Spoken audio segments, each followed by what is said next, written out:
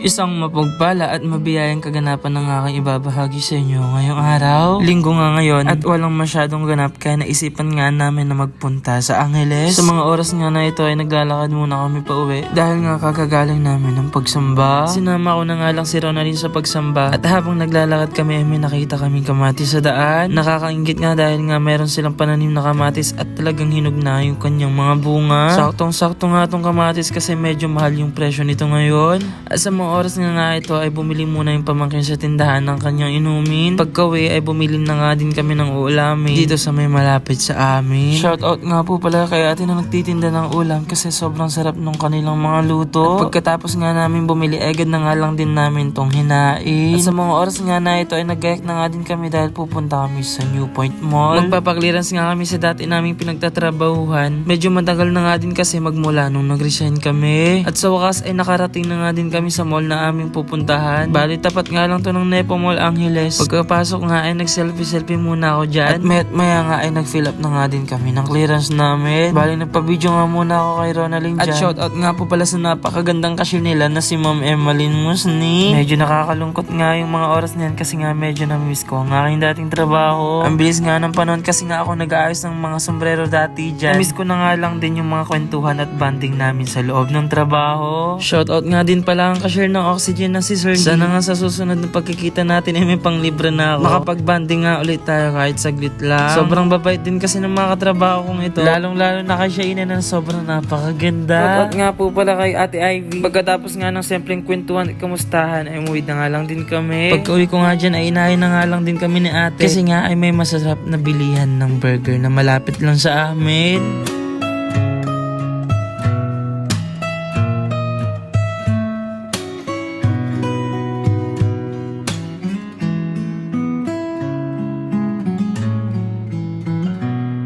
So as ay nakarating na nga din at ang galing nga kasi nga nakaabutan pa namin dyan sila Kabanji.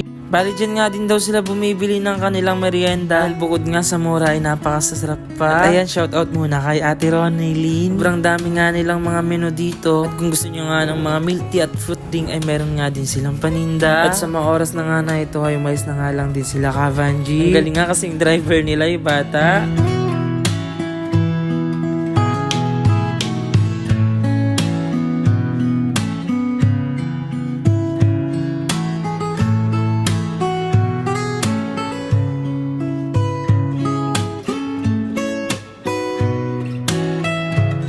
At sa wakas ay malapit na nga lang din kami sa bahay. Bumili na nga muna kami ng yelo tsaka coke dyan para kahit papano ay meron kaming pantulak sa binili naming merienda. Thank you nga pala kay Ronaldin na naglibre nito. Hayaan mo balang araw ay babawi din kami sa'yo. Sa wakas nga ay nakarating na nga lang din kami sa bahay. At dito na naman nagtatapos ang ating simpleng kaganapan ngayong araw. Maraming salamat nga po pala sa mga nag-follow sa akin. Sana ay pagpalain po kayo lagi ng ating Panginoong Diyos. Bigyan niya kayo ng malalakas na pangatawan.